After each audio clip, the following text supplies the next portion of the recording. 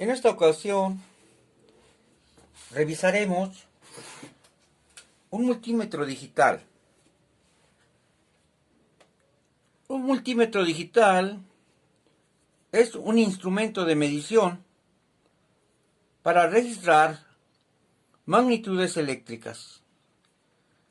La parte frontal de este multímetro digital podemos observar la marca TES y un modelo 2322. Observamos su display, un conmutador para establecer el modo en DC o en modo AC.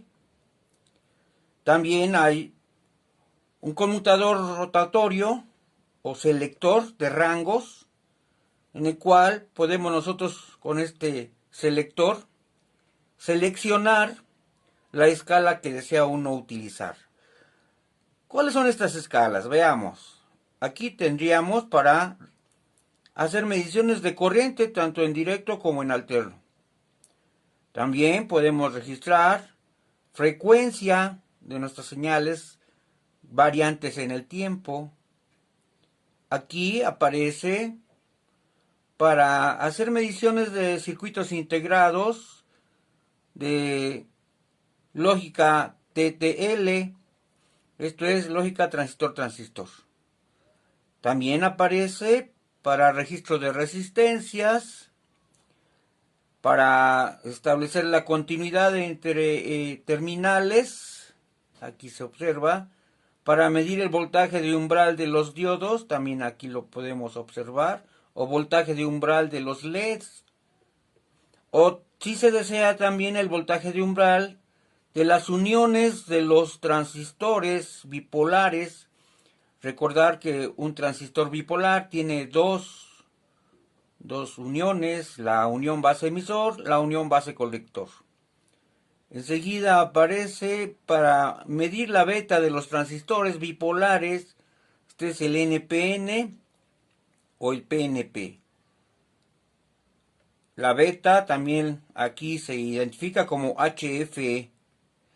Finalmente aquí, o las escalas finales, sería para registro de capacitancias, ¿sí? Finalmente aquí para voltaje, ahora sí ya es finalmente, ¿verdad? Para medir voltaje tanto alterno como directo. Estas son todas las escalas que se pueden observar en la parte frontal de este multímetro. Veamos, por ejemplo, alguna medición que podemos ya realizar. Veamos. Me voy a ir a la parte de voltaje alterno. Vamos a seleccionar AC. Seleccionar AC. Aquí en el display se observa AC. Veamos, mire, ahí está AC y ya lo seleccioné con el conmutador. Estoy escogiendo la escala de 200 volts. Siempre uno trata de escoger escalas grandes de acuerdo a la magnitud que uno vaya a tomar para no dañar el instrumento. Por ejemplo, aquí en mi contacto, que es mi energía eléctrica que nos envía la CFE, lo más seguro es que voy a encontrar un voltaje menor a 200. Pero si yo hubiera seleccionado 20 volts, esa no sería una escala correcta porque el voltaje que voy a registrar es mayor de 20. Entonces podría dañar mi instrumento. Así es que siempre se selecciona una escala que sea mayor para garantizar que no vaya yo a dañar al instrumento. Entonces el voltaje que voy a registrar aquí en mi contacto es menor de 200 volts. Así que esto es lo más adecuado. Entonces siempre hay que ver eso. También en la parte frontal, en la parte inferior, aquí ya tendríamos los conectores. Aquí puedo yo usarlo para medir voltaje y resistencia. Tengo el conector para el común, el conector para medir corrientes bajas del orden de miliamperes o microamperes y otro conector para registro de corriente del orden amper. El máximo que puedo yo registrar aquí es de 20 amperes. Bueno, Normalmente nosotros en circuitos electrónicos trabajamos con corrientes bajas del orden de miliamperes y microamperes. Entonces rara vez haremos uso de este, ¿sí? Usaremos con más frecuencia este. Bueno, pues vamos a conectar nuestras terminales. Veamos, aquí están nuestras terminales. Generalmente el negro, lo más correcto, se va al común. El común. Y el rojo, la terminal roja, iría a donde es la medición de voltaje. En este caso, le vamos a medir un voltaje de corriente alterna. Y he seleccionado la escala de 200 volts. Bueno, pues vamos a nuestro tomacorriente. Colocamos nuestras terminales para hacer nuestro registro. Vamos a ver. Tratemos de fijarlas bien.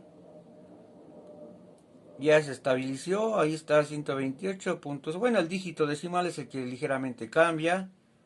La parte entera se mantiene sin cambio. Observar que en este caso no importa cómo coloque mis puntas, la magnitud no debe de cambiar, porque recordar que en la corriente alterna no hay polaridad. Voy a invertir las puntas para observar que no va a cambiar la magnitud. Ahí está, ¿verdad? 128.5 volts. Vea que no cambió la magnitud, a pesar de que invertí mis terminales. Esto me indica que no hay polaridad aquí. Bueno, ya estando en esta parte, podemos ahora nada más cambiar nuestro conmutador y registrar la corriente de DC. Vamos a cambiar nuestro conmutador.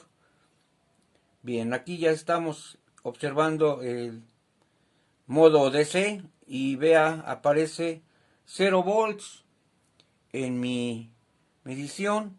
Esto es lo correcto porque una corriente alterna pura como la que se entrega aquí no tiene nivel de CD. En este caso pues es 0.